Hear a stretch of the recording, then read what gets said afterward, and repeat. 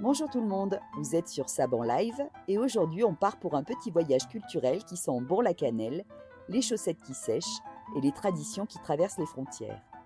On part à la rencontre de Saint-Nicolas, ou plutôt de ses multiples cousins européens, parce que visiblement personne n'a réussi à se mettre d'accord sur son nom, sa date d'arrivée, ni sur le look de ses acolytes.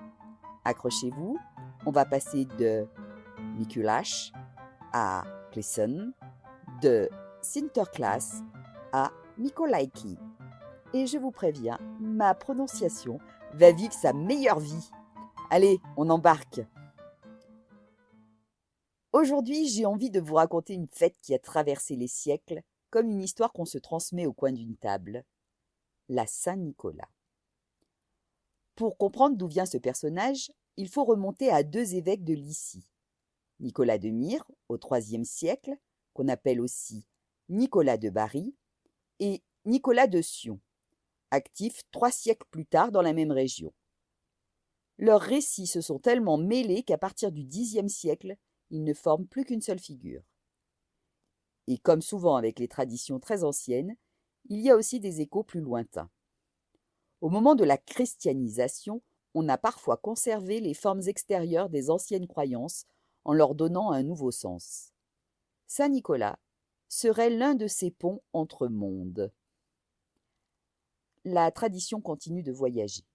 Au Xe siècle, une relique quitte Bari pour rejoindre la Lorraine. On construit alors une grande basilique à Saint-Nicolas de Port, qui devient un lieu de pèlerinage important. Le saint est rapidement adopté comme protecteur de la région. Et comme Port était une ville de foire et de marché, la tradition se diffuse très vite au-delà du duché, notamment en Allemagne, où elle reste encore très vivante. Et puis, il y a la légende, celle qui a façonné l'imaginaire de la Saint-Nicolas dans les régions franco-allemandes. Elle naît d'un double malentendu. Dans les textes, on parle de 3 innocents, et dans les images, on les représente dans un cuveau. Petit à petit, ces innocents deviennent 3 enfants et le cuveau devient un saloir. C'est sur ce terrain-là que la légende prend racine. L'histoire raconte que 3 enfants, partis glaner dans les champs à l'approche de l'hiver, se perdent en rentrant chez eux. Ils voient de la lumière dans une maison, frappent à la porte, et un boucher, Pierre le Noir ou Peter Schwartz selon les régions, leur ouvre. Il leur propose l'hospitalité. Mais derrière cette façade accueillante, l'histoire bascule. Il les tue et les met dans son saloir, comme s'il préparait du petit salé. C'est alors que Saint Nicolas, qui passe par là sur son âne, frappe à son tour. Le boucher l'invite à dîner, mais lorsque le saint lui demande du petit salé, il comprend qu'il est démasqué. Saint Nicolas étend 3 doigts au-dessus du saloir et les enfants reviennent à la vie. Une histoire de réparation, de justice et d'un saint qui ne laisse pas l'horreur avoir le dernier mot. La suite est tout aussi marquante. Pour punir le boucher, Saint Nicolas l'attache à son âne et l'emmène avec lui. Il devient le père Fouettard, figure sombre, vêtu de noir, barbe épaisse, capuche rabattue. Il incarne l'ombre, la menace, la colère, tout ce que Saint Nicolas n'est pas. Là où Saint Nicolas représente la bonté, la générosité, la lumière, le père Fouettard rappelle que nos actes ont un poids. Ce duo va traverser les siècles. Saint Nicolas, avec sa barbe blanche et ses habits d'évêque, deviendra même l'un des ancêtres directs du Père Noël. Et le père Fouettard restera cette présence inquiétante qui accompagne la fête dans certaines régions. Aujourd'hui encore, dans de nombreux pays d'Europe, on célèbre la Saint-Nicolas dans les jours qui précèdent le 6 décembre ou le 19 décembre dans certaines églises orthodoxes. Une tradition qui continue de vivre parce qu'elle raconte quelque chose de profondément humain. La lumière, l'ombre, la peur, le courage, la générosité et la manière dont les histoires nous aident à traverser l'hiver. Voilà une fête qui raconte ce que les humains savent faire de mieux, transformer une histoire ancienne en un moment de joie, de lien, de transmission et de chocolat. En Allemagne, Saint Nicolas arrive le 6 décembre avec son fidèle Knecht Ruprecht. Punaise, je comprends pourquoi j'ai pas fait allemand. Knecht Ruprecht. Et les enfants déposent leurs chaussures impeccablement nettoyées la veille pour découvrir au matin des friandises et des petits cadeaux, y compris dans les régions où l'on l'appelle Klaas ou Boullerklaas.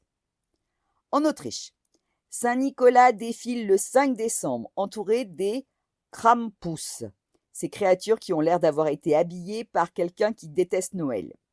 Selon les régions, on l'appelle Nicolo, Niglo, Santa Claus ou Klaus. Il interroge les enfants sur leurs prières et leur catéchisme, puis distribue fruits et cadeaux à ceux qui répondent bien. Pendant ce temps, les Krampus agitent chaînes et bâtons pour effrayer la foule. Dans certaines régions, les Chab, des silhouettes rembourrées de paille avec fouet et grelots, ouvrent la marche en claquant la mesure pour chasser les démons de l'hiver. Punaise, ça c'est censé être une fête pour les enfants. On dirait surtout un entraînement pour survivre à ces cauchemars. Bref, passons. En Belgique, Saint-Nicolas arrive dans la nuit du 5 au 6 décembre pour remplir les chaussures des enfants. Mais selon les régions, il débarque soit d'Espagne sur un cheval blanc, soit avec un âne, et avec un accent qui change tous les 10 kilomètres. Il est accompagné d'un ou deux pères fouettards, parce qu'apparemment un seul ne suffisait pas, et ça, c'est pas une blague belge. En France, Saint-Nicolas est surtout fêté dans le nord et l'est, Lorraine, Alsace, Ardennes, Hauts-de-France et jusqu'à Belfort et Montbéliard.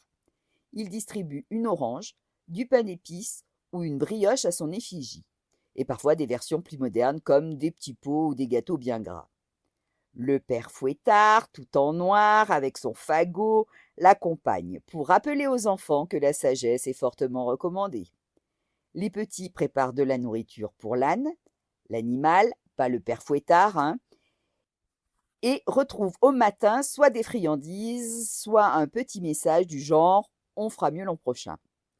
Et franchement, je croise les doigts pour que ce jour devienne fête nationale. Un jour férié de plus, franchement, je dirais pas non.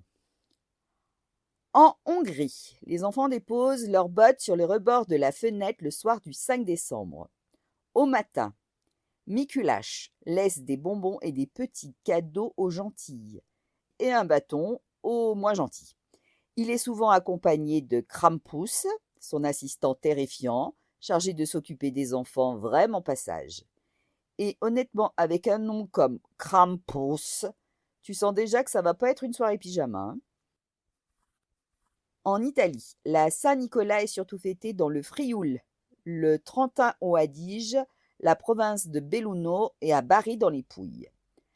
À Bari, la fête rappelle l'arrivée des reliques de Saint-Nicolas en 1087 quand elles ont été transportées depuis Myre jusqu'à la ville. La célébration a lieu le lundi de Pentecôte, donc au printemps, parce qu'en Italie, même les saints ont un planning un peu freestyle. Au Luxembourg, Saint-Nicolas s'appelle Klieschen, un nom venu de Zinnikleschen, la façon luxembourgeoise de le désigner, donc Zinnikleschen. Son compagnon, le Houzeker, n'a rien à voir avec les autres. C'est un petit homme entièrement caché sous une énorme capuche, habillé d'un sac noir ou gris et armé de brindilles. Les Routen, pour les enfants qui ont un peu trop testé les limites. Donc Klieschen arrive 2 semaines avant le 6 décembre et chaque soir, les enfants déposent leurs pantoufles devant la porte. Le matin, ils y trouvent une friandise ou une route, selon l'ambiance. En fait, Houzeker, pas très envie de le croiser le matin, ni n'importe quand d'ailleurs, en fait. Aux Pays-Bas, la fête de Sinterklaas est un événement national. 2 semaines avant le 5 décembre, il arrive d'Espagne sur un bateau à vapeur, le fameux Pakjesboot 12, accueilli en grande pompe par le bourgmestre et toute la ville choisie pour le débarquement. Il est entouré de ses assistants, les Pitten, reconnaissables à leur costume très coloré et à leur énergie, disons, variable.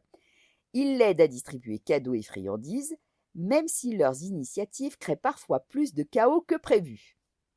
Le 5 décembre, c'est Pakjesavond, la soirée des paquets surprises. avec des cadeaux accompagnés de petits poèmes qui résument l'année ou taquinent gentiment la personne. Et chaque année, la télévision diffuse le Sinterklaas Journal, où le bateau a toujours un problème différent, au point qu'on se demande parfois comment il arrive encore à destination. Bref, aux Pays-Bas, même les galères logistiques deviennent une tradition. Et enfin, en Pologne, la Saint-Nicolas s'appelle Mikołajki et c'est l'occasion parfaite d'ajouter un petit cadeau avant Noël. À l'école, on organise de petites fêtes où chacun offre un présent symbolique à un camarade tiré au sort quelques jours plus tôt. Le tout à la manière polonaise. Et comme dirait Audiard, j'ai connu une polonaise. Enfin bref, tu vois l'idée, quoi.